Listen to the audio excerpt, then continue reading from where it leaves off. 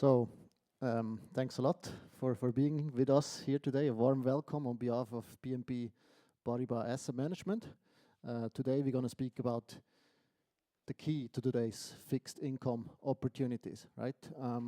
My name is Tobias Schätzau. I'm heading the client group core in Switzerland at BNP Paribas Asset Management, and I'm joined by two colleagues, Vicky Browne, who is an investment specialist for global ag and absolute return, and Gonzague Hachette, who is an investment specialist for Euro credit, IG, and high yield, right?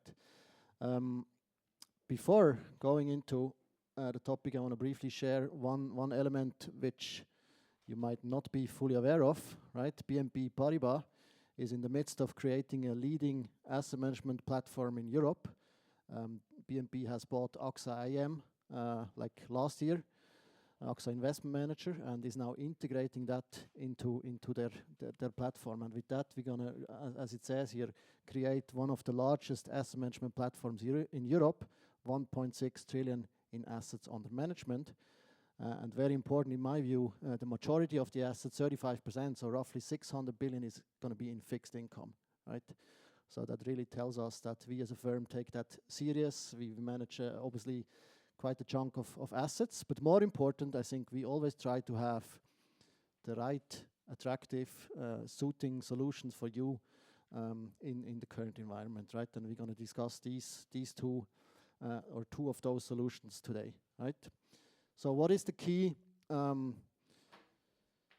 to today's fixed income investment opportunities? If you look at this chart, I guess you might already get a glimpse of what it is, right? These are different years, different, let's say, sub-asset classes in fixed income, and you see that there's quite some dispersion in terms of performance, right? There's always an asset class, a sub-asset class in fixed income, such as high yield, that performs positive, but there's also other pockets which are challenged, right? And I think the key, obviously, to invest is really to select the right asset classes, the right allocation, and also trying to avoid, let's say, the negative ones to protect the downside from that perspective.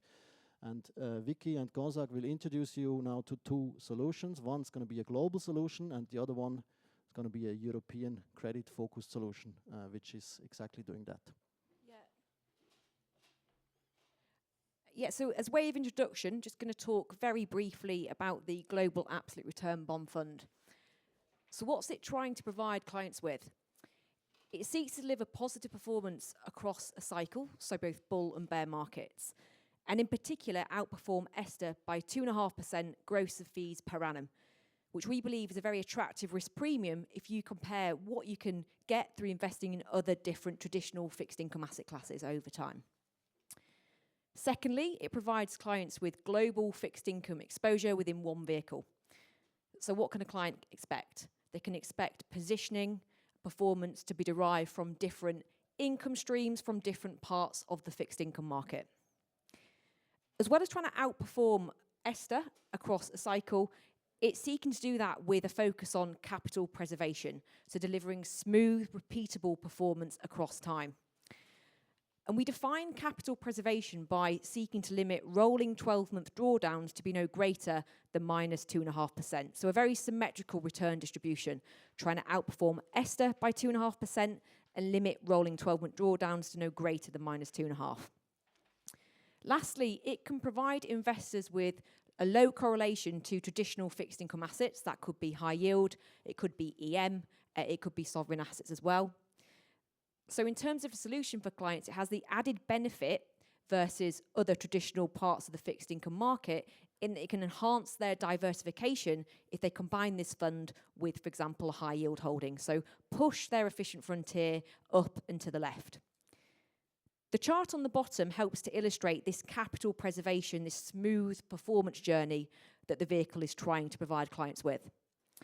So what we have here is gross of fees returns for the vehicle if you'd invested since inception, which is June 2021, to the end of January. And we can see there the returns are above 20%. And we've compared that firstly versus the benchmark, in this case ESTA, but also versus a range of different indices. So these are, beta instruments. They're not obviously got an alpha performance to them, But what we can see is that this green line is a lot more smoother than the blue one, so indicating this performance journey that's more repeatable, that's focused on capital preservation. Another point I'd mention here is that the vehicle does actually outperform high yield. That's not an objective of this vehicle. In a strong bull market, it will be very difficult for global absolute return, but not impossible, to outperform high yield. And indeed, in some years, we have outperformed high yield in strong markets. But this vehicle is focused on predominantly IG credit exposure. It's got a low volatility, and it's seeking this a repeatable capital preservation focused journey, which we can see just here. And then the second fund of the day is the Euro Credit Total Return Fund. It's a fund that we launched in 2015, so that has a bit of a more than 10-year track record with a 5 billion plus of AUM, so a very large fund that has become quite successful over the past few years with investors seeking not only yields, but also the ability of the portfolio manager to maybe get the pickup in alpha, in yields, compared to the market, and protect the portfolio during market drawdown. This fund, Euro Credit Total Return, is a fund which aims to navigate different market environments with a flexible investment approach and with a high conviction investment approach. So I'll break that down quickly for the audience. The first key point about the fund is flexibility. It is not a fund that is managed against a benchmark, and so we won't have investment views that are positioned against a benchmark in terms of overweight or underweight compared to our typical benchmark funds. The investment universe for this fund is Euro credit, both investment grade and high yield. So flexibility is key in terms of portfolio constructions. The fact that we're not being constrained by a benchmark. Second element is the credit selection that is key. And in a sense, in a way, it derives from the flexibility.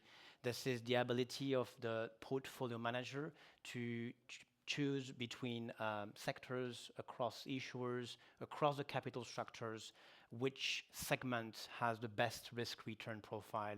Our investment universe is at the same time large, but quite specific. And so within Euro credit, which is the basis of our investment universe, we're going to select the segment that we believe have the best risk-return profile.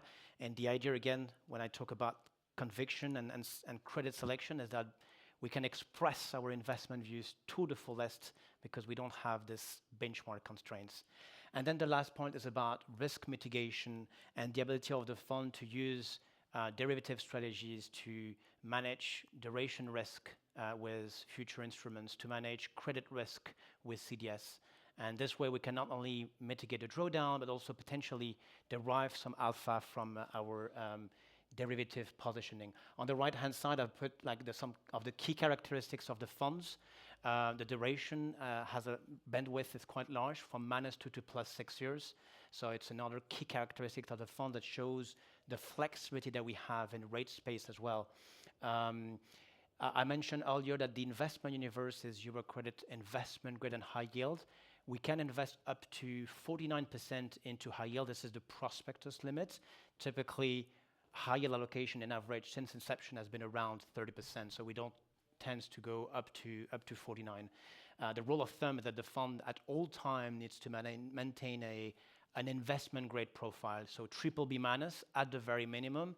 At the moment, this is a BBB plus credit quality that we have in the portfolio. Annual volatility is 10% maximum, but again, we don't intend to use that up to its maximum. As you can see with an FCRI risk that is 2 out of 7, so quite limited. And then in portfolio allocation, you have a flavor of the current allocation that tells you some element about the instruments that we use, that we invest into within the investment universe. Obviously, we're not shy to invest into what we call the aggressive segment of the market, which is composed of corporate hybrids, financial subordinated, and pure corporate high yield names. I'll pause there. Thank you, Gonzague and Vicky. Now that you introduced, let's say, the two strategies, right? How do you achieve both performance and downside protection? How do you use the flexibility within that portfolio? And what are the, let's say, the key alpha drivers in the two strategies, please? Yeah, so for global absolute return bond, in terms of delivering against that target of 2.5% gross of fees versus Esther, firstly, it's about taking an appropriate amount of risk relative to our view, but enough risk to deliver against that objectives. And by enough risk, I mean, typically speaking, per annum, it'd be taking around 3 to 4% tracking error contribution. Because risk budget-wise, that's what we believe will, over time, deliver the objective, which the fund has done very strongly since inception. Secondly, it's about identifying and investing in those strategies that have very strong asymmetry. So very limited downside and decent upside. And that's based on, obviously, the valuations and where that position is trading and the entry level that we get into that position within. So we're always seeking to invest in positions with strong asymmetry. Right now, for example, that would be a long to the New Zealand curve in the front and the belly, where we think hikes are prematurely priced. In terms of delivering the capital preservation, limiting those rolling 12-month drawdowns, we have 4 key elements of the process that help us to do that. Firstly, we use strategy tagging. So every strategy position that we have in the product, we will tag that in our risk system, which is BlackRock's Aladdin risk system. And this allows us to compare each strategy by apples. So we're looking and monitoring the risk performance on a strategy level. That helps, again, identify asymmetry and better manage the fund, and means we can provide clients with that information too. Secondly, we use rigorous scenario analysis. So we test our vehicle continuously across both our base case view and 3 to 4 hypothetical possible risk cases as well. This allows us to better understand risk, understand the correlations between different strategies, and ultimately build a portfolio that not only performs very well in a base case, but can perform well across a range of different scenarios. So build a book that can deliver a flatter performance distribution over time, because again, we think that is key to capital preservation. We also have soft sector and strategy limits, so you won't find these in the prospectus.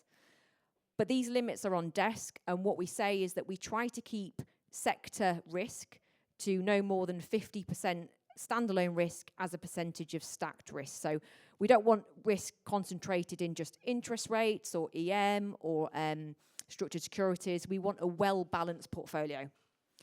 At the strategy level, we keep the standalone risk within one strategy to no more than 1%. Again, it helps to limit that downside from any one position and build a diversified book. Lastly, we use stop losses across market-sensitive positions where we deem they're particularly relevant, but we don't arbitrarily apply stop losses across all strategies. The reason for that is philosophically, we do not believe that doing it is the best way to manage money for the clients, because if we look back to Liberation Day, April last year, if we'd have applied stop losses across the whole strategies across the book, what we'd actually end up doing is closing positions in a volatile market at prices we don't want, which left us with an unbalanced book. So selective use of stop losses only in those positions that we deem most relevant. And on Euro credit total return, it's a bit different. We don't have a specific investment objective in terms of alpha target. One element I can give you is the annual gross return since inception, which is 5.20%. That gives you an idea of what the fund has been able to achieve since inception. And then every year, with the investment team, we just try to do this rigorous exercise to try to sort of estimate what would be the potential performance or alpha target we could achieve this year. There's different components that we could look at, and the first one is carry, which is probably the core return element, which is just the return that you earn by just holding the bonds. The Euro credit IG market delivers about 3% as of now, 5% for high yield. If you consider a portfolio with a 70% investment grade, 30% high yield allocation, that gives you a carry of about 3.6%. And then I think this is a starting point for us. And obviously, as active portfolio managers, we want to achieve much more than that. It's not even I would not even call it the minimum, but the starting basis point, the starting point. Then there are other elements to consider to build up performance, roll down and duration, which is probably not going to deliver a lot this year. Well, now not so much because we consider that the credit curve is rather flat or not very steep. From a duration perspective, in terms of the ECB monetary policy, there's not much to expect there. So holding duration passively does not provide you a lot. But we do have other active drivers of performance that can add up.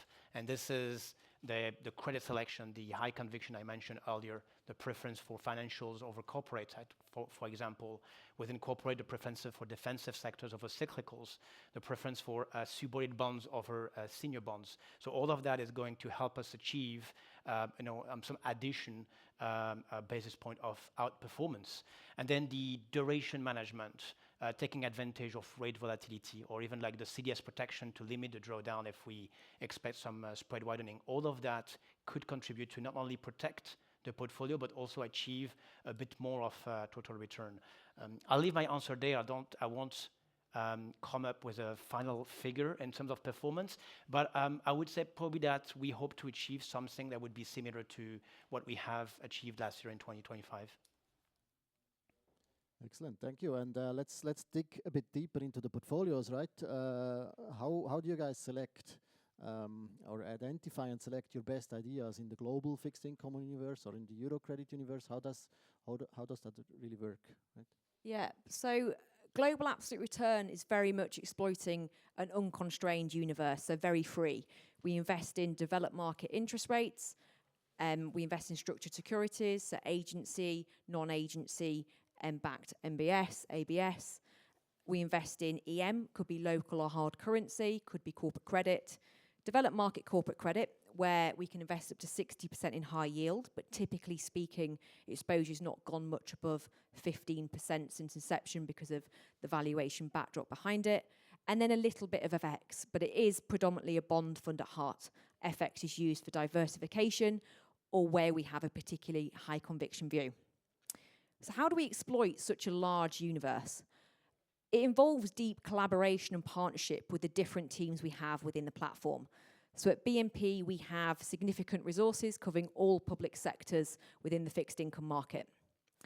So the way that we utilize and leverage their ideas begins with our macro research team, so our bunch of 6 economists who specialize in region. Now, they provide their base case view and their risk cases on a Monday meeting, which we can all participate in, listen to their views, and then they also feed information regularly throughout the day and week as well. These base case and risk cases feed into our Global Investment Committee, which is a monthly meeting that Global Absolute Return and Ag Team chair. We lead the direction of it. And the main objective of this meeting is for each of the heads of the desks within the platform, so for example, Ala, who covers emerging market debt, to provide her forward-looking views on her sector. And she does this by providing a view using a scale of +2 to -2 and indicating a level of conviction around it. It could be high, low, or medium. And it's not a paint-by-numbers approach where we take a +1 score on structured securities and make that mean a particular size in the portfolio, because there's a whole host of different factors we need to consider to position ourselves within the fund relative to that sector in that position. So a list of factors we need to consider alongside it. But 80-90% of the time, the key views that come out the Global Investment Committee will direct the strategy positioning and provide a deep framework from which we take our view. So the portfolio will, roughly speaking, align with the direction of the investment committee. Another means we access the ideas of the platform are through single strategy team meetings. So these are either weekly or bi-weekly meetings that we have with each of the separate teams. So we have one with credit, we have one with structured securities, etc. And this allows us to have a really granular deep dive into each of the areas. So 2 prime sources alongside on the desk communication in London, we have high yield, FX, EM, IG portfolio managers that are on the desks adjacent to us. So we also can uncover their ideas through simply, getting up and talking to them and having on the desk discussions. So this is the main way that we seek to really identify the ideas that the platform believes offer the most asymmetry, which then provides guidance and framework for this portfolio and the other books that we manage in multi-sector fixed income as well. And on Euro credit total return, I mentioned earlier that selection is key, and in order to understand how we do that, it goes back to the investment team. So there's essentially three key points I'd like to highlight about the investment team. The first one is that we operate on a one team approach where this investment team composed of 9 investment professionals, combine both investment grade and high yield. We have 2 high yield PM, even Chris, based in London, and the rest of the portfolio managers are based in Paris and cover investment grade. The fact that this is one single team allows us to benefit a lot from the insight of the high yield portfolio managers. So in practice, we have this daily morning call, 10 a.m. every day, where PMs and credit analysts discuss about high yield issuers, prime markets, corporate actions, whatever, earnings. And it helps us, I would say, a lot on the investment grade side, because this portfolio, Euro credit total return, is an investment grade portfolio which does invest into high yield. We benefit a lot from the insight of the high yield team. Maybe this is less the case for even Chris, because they typically only manage pure high yield portfolios. But for us, we're going to benefit from their insight on the high yield investment universe. Second point is about the PMA model that we operate on. PMA stands for Portfolio Manager Analyst. So our portfolio managers have this dual hat where they're not only portfolio managers, but also analysts. They do have a sector oversight. We have a dedicated credit research team who perform purely fundamental credit analysis. And then the PM, as PMA, they're going to perform the relative value analysis. They're going to host and conduct the relative value sector analysis every week. So they know inside out their sectors, and they bring this expertise to the table and to the rest of the investment team. So Butena, for instance, responsible of real estate and then retail sectors, Adil utilities, Mathieu financials, and so on and so forth. And then the third point is about the team-based approach that we have, where investment ideas are being discussed informally at the desk, formally on a weekly basis during investment team meetings. PM exchange investment ideas. Every single PM leads its sector discussions, and we achieve investment views as a whole, as a team, investment views that is then being implemented across the portfolios. So typically when we have a view on the financials and we are long financials, this is something you're going reflected in all portfolios, including this one. So we can literally work all collaboratively and get the input of every single portfolio managers into this product. So this is Butena managing this product, but she gets the insight of everyone in the team. Great. Here it says stress testing, downside control, flexibility. What's the playbook? I kind of like that, but maybe ask differently. How is, let's say, the unconstrained approach, the flexible approach you're both using, right? How is that leading to better performance compared to peers, etc. Right? Yeah. So first thing I'd say is that we do use scenario analysis. We've outlined that earlier on, but we don't tend to use historical scenarios. So we don't think it's particularly relevant to stress global absolute return bond in a GFC environment.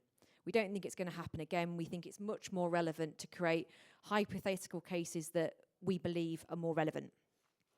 How do we do that? So it begins with that macroeconomic team I mentioned on the prior slide. So they work independently to us. They provide us with their base case view and 3 to 4 possible risk cases. They generally change these risk cases every 3 months, or as the market changes and our view warrants needing to adjust these as well. These risk case and baselines are then passed through to our fixed income strategist called Mikhail, who works across the platform but focuses a lot on our product. And Mikhail effectively stresses a range of assets, so there's about 16 different assets. He stresses those based on his own experience, expertise within fixed income, to come up with a number that he thinks is a probable move in each of these scenarios. And that's then fed into Aladdin, which then provides the output we have here. So what we are seeing is portfolio performance, hypothetical performance, as of the portfolio we have today in each of these possible risk cases. And we want this information because it allows us to better understand how the fund can perform across a range of different scenarios. And going back to what I said at the beginning, where we're seeking to deliver a book that has a flatter, oh no, it's gone. We lost the slides, please. It's like the first time I've referred to it, I think. It's gone. Can I ask a question in the meantime? Yeah. First of all, how do you conduct a relative value analysis? And B, aren't you concerned that corporate credit spreads with sovereigns are historical lows? Yeah, so from corporate credit, we are concerned that valuations are historical lows, which is why we actually have a short to USIG credit in the fund. So we're not long credit. We think it's got great asymmetry because there's very little downside risk at the moment in USIG. We actually put that on in January, and it's added to performance, year to date, because we've seen a little bit more pressure within that market.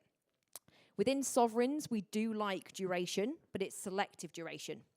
And that selective duration is favouring New Zealand curve, where they're pricing in around 100 bips, just less than that, of hikes. And we think that central bank is on hold, given labour market is pretty much on its knees. There's a negative output gap, very weak growth.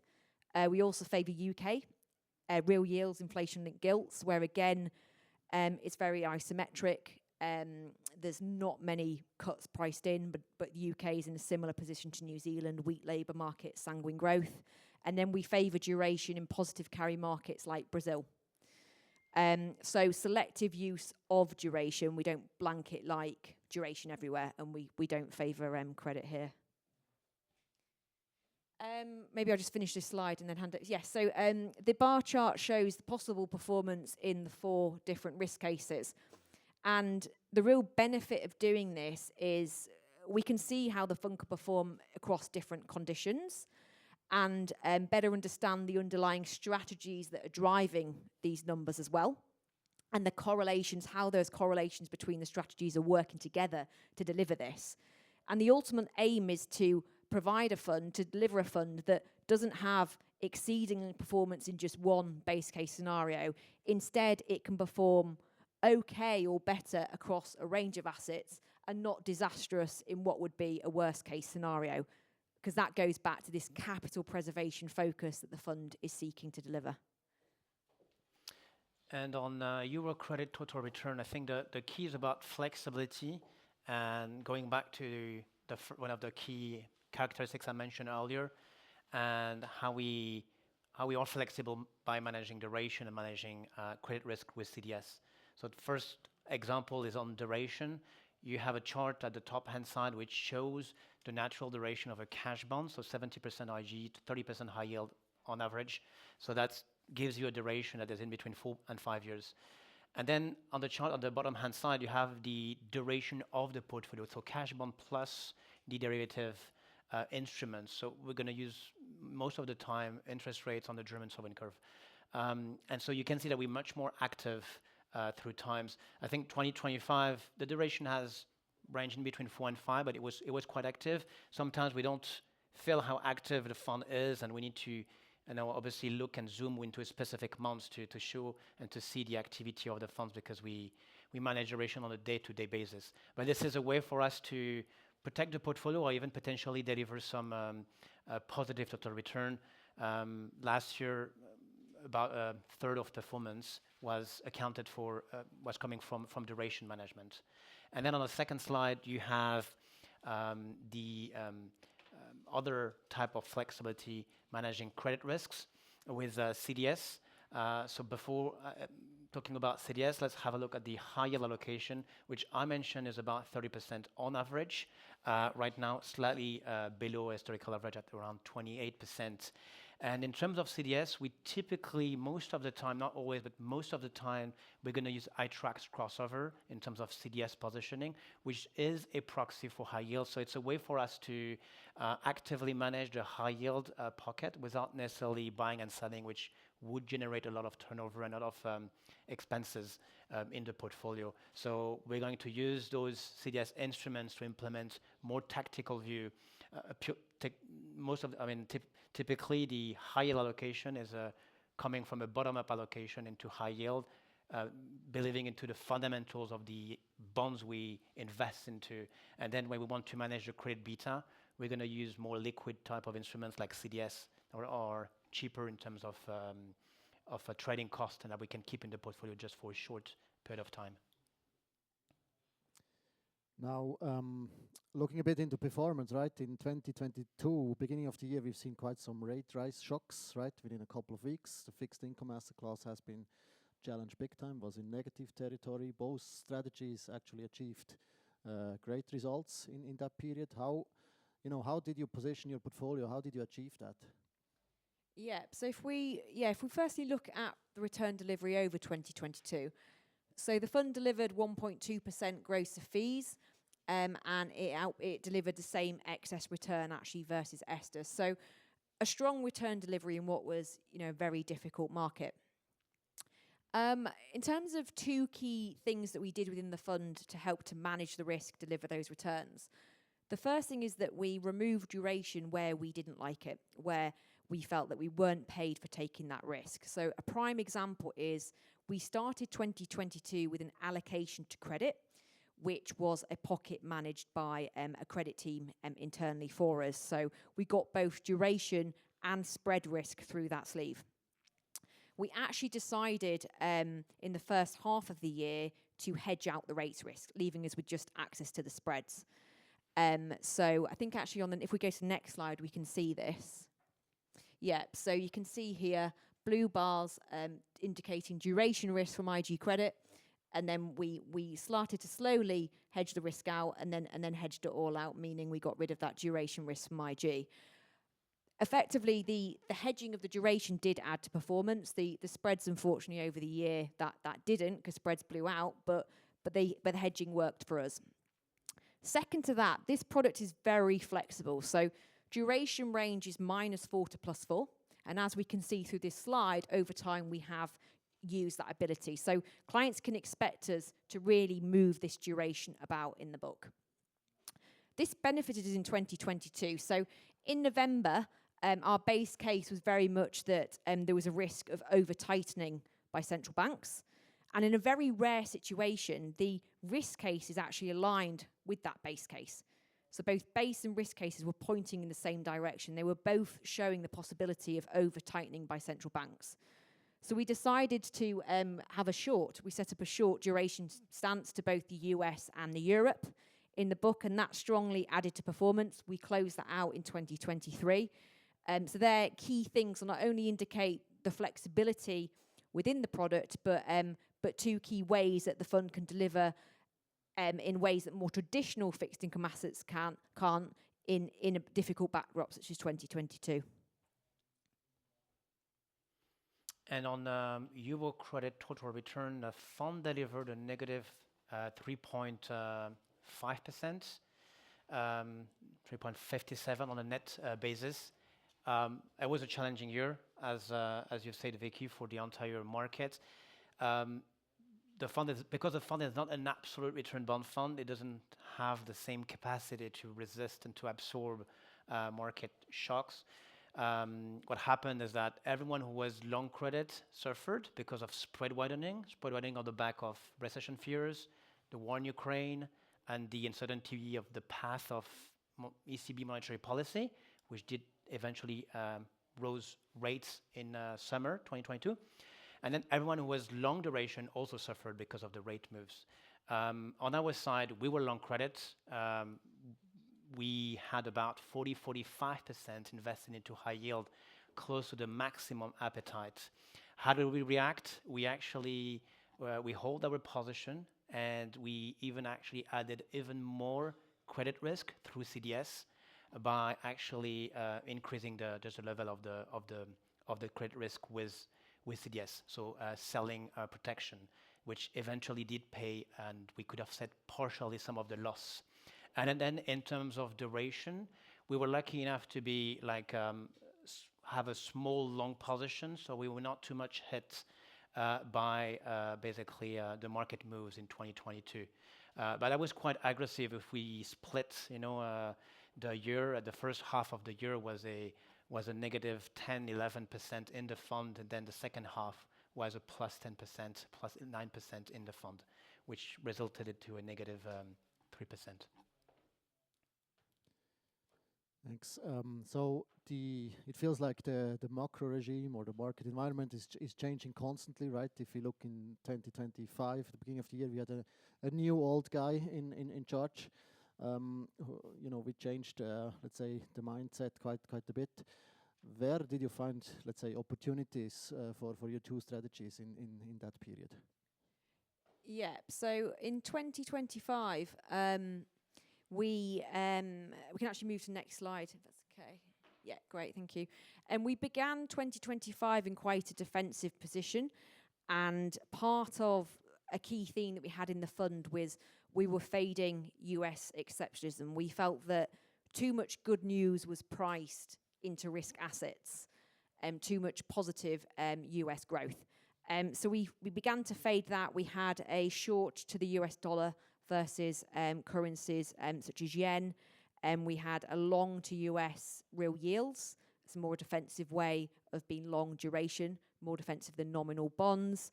And we had a short to US IG credit and European high yield, which is what we can see on this chart here. And we can see these negative blue bars over the beginning of 2025. And at the start of the year, that positioning wasn't particularly playing out. But then we had Liberation Day in April.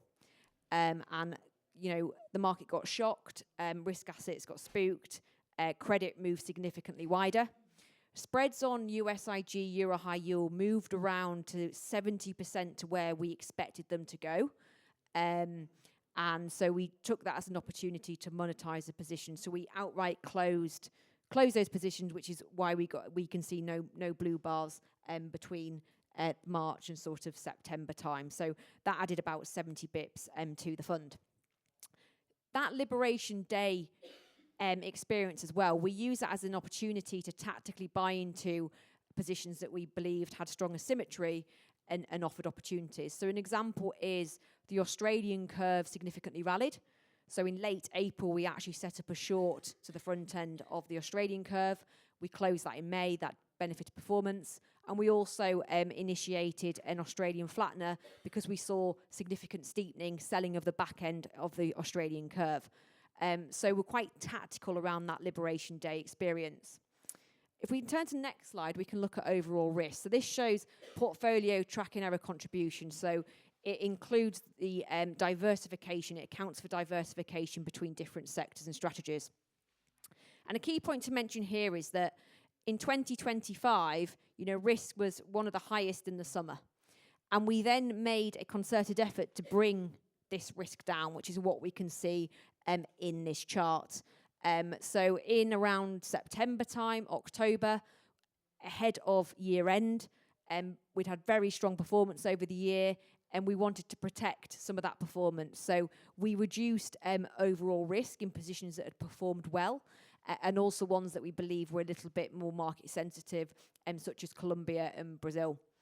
And in the final quarter, unfortunately, we did have a few positions which didn't play ball. We saw a few idiosyncratic movements, for example, in Colombia. But the fact that we'd actively reduced risk ahead of year end helped to somewhat offset some of these losses. So again, the dynamic nature of this fund, the fact that we aren't going to be sat at a certain risk level, we're going to move that book around, has helped to navigate those movements over 2025. And on Euro credit total return, I've decided to show a bit of a longer period because I believe that some of the trends and the theme are a bit similar between 2023, 2024, and 2025, where the fund delivered outstanding performance pretty much in line with what the European high yield market has delivered. And for us, it's really about yield and spread compression. We have been over the past few years in an environment where yields were above historical average, and this has helped us a lot, obviously, to take advantage of that carry element. The spread tightening move that we have observed over the past 3 years, did also support us in terms of performance. Obviously, there were different reason for spread tightening, the fight against inflation, then the resilience of the economy, then the risk premium, with the ECB having reduced their policy rates being reflected in the spread. And so every single year, what we have observed is that, from a market beta perspective, the spread has tightened overall. There's obviously some idiosyncratic stories at the sector level, at the issuer level, and we managed to obviously stay away from some of the sectors, like chemical that we don't like too much. But overall, we benefited from the massive spread move that was observed in the markets, and we had this strong long position into what the high beta segment that is being reflected with corporate hybrids, financial sub, and this has helped us to deliver this strong performance over the past few years. Great, thank you both. And maybe we can conclude, let's say, briefly with your view on the current market environment and outlook positioning. Yeah, so overall we are defensively positioned. So we have tracking error contribution that's around 60 to 70% of the target, so around 300, 350 bips of risk there. And we have a long duration bias, so around 3-year duration at the fund level. Most of that is held through developed markets space. Some of the key themes we have within the fund. So firstly, we do believe and expect US growth to be softer than market consensus. So we're not calling for a hard recession here. What we're saying is we think US growth will probably be slightly below trend, so slightly below 2%. And we do also expect weaker labour markets. We have seen the labour market soften over the past 12 months, particularly the last 6 to 8 months in particular. But we do expect employers in the US to continue to, for example, reduce their hiring, absorb the higher costs that they've incurred for tariffs through reducing the labour costs. And ultimately, we think this will enable the Fed to cut a few times from here. We're positioned for that in a few ways. We have a short to the dollar versus the yen. It's not a significant position. We also have a US curve steepener on.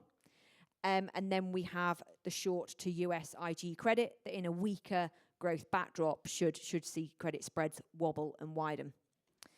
Next theme is investing in the parts of the duration market where there's strong asymmetry. So we answered this before. It was the answer to the question, really, but here, select DM markets, New Zealand, UK, Japan, where we've bought into the long end in January with the movements we saw there.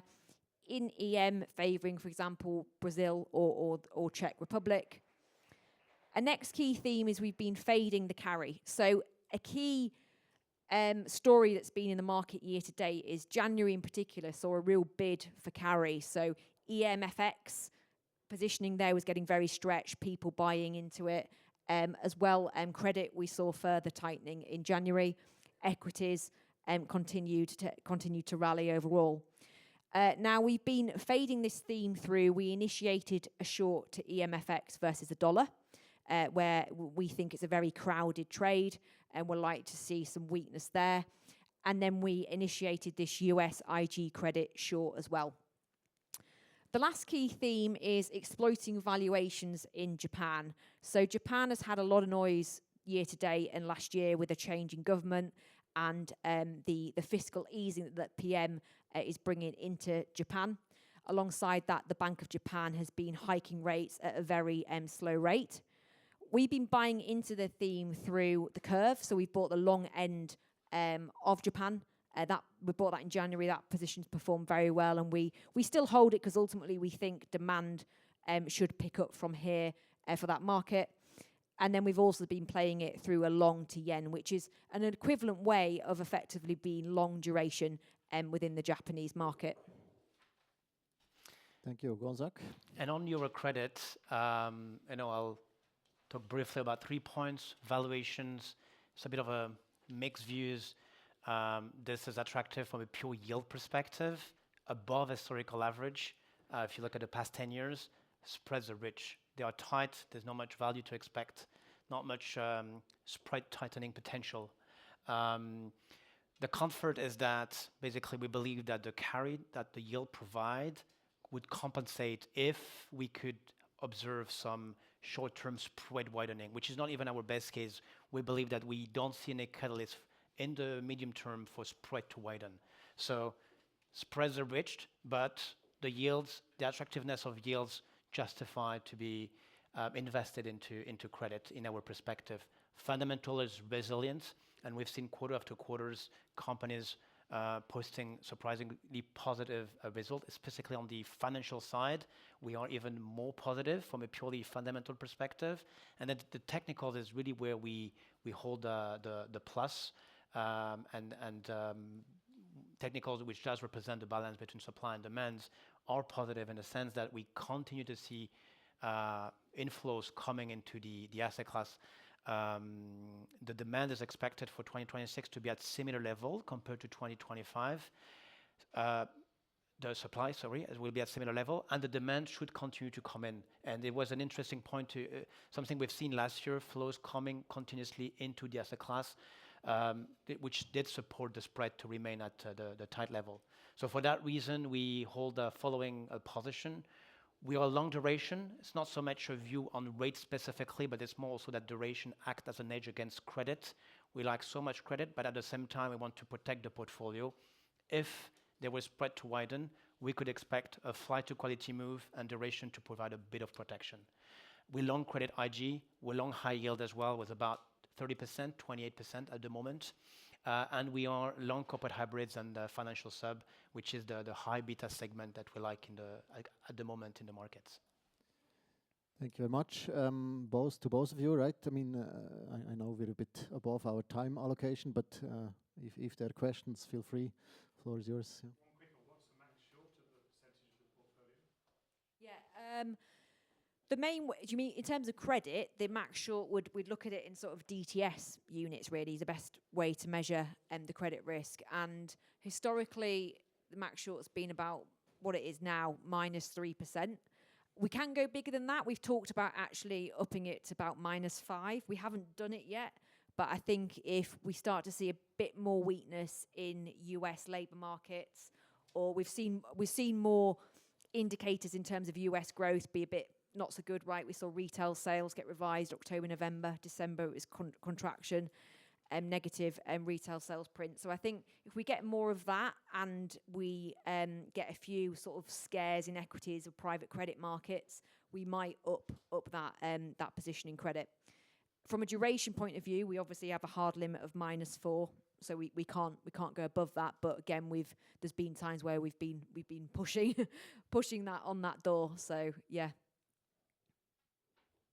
And on the Euro credit total return, duration would be -2 + 6 years.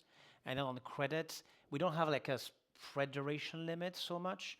What I've seen in the past is more the spread duration. The minimum level has always been positive, so we have never been like negative credit with a negative spread duration. It wouldn't be so much the philosophy of the product, so it would remain in positive territory.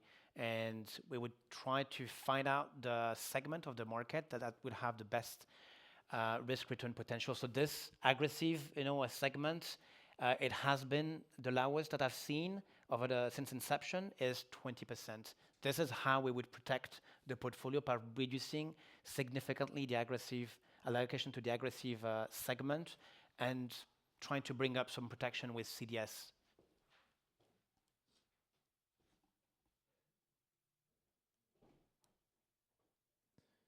Okay, I suggest we conclude here. Thanks a lot for being with us today, right? Thanks a lot, Gonzague. Thanks a lot, Vicky, for sharing all your insights. I think we believe that the key to today's fixed income opportunity is really flexibility, is an unconstrained approach. We have seen two attractive solutions, in my view, a global and a Euro credit focused solutions. There's further information next to Gonzague in case you're interested on the two portfolios.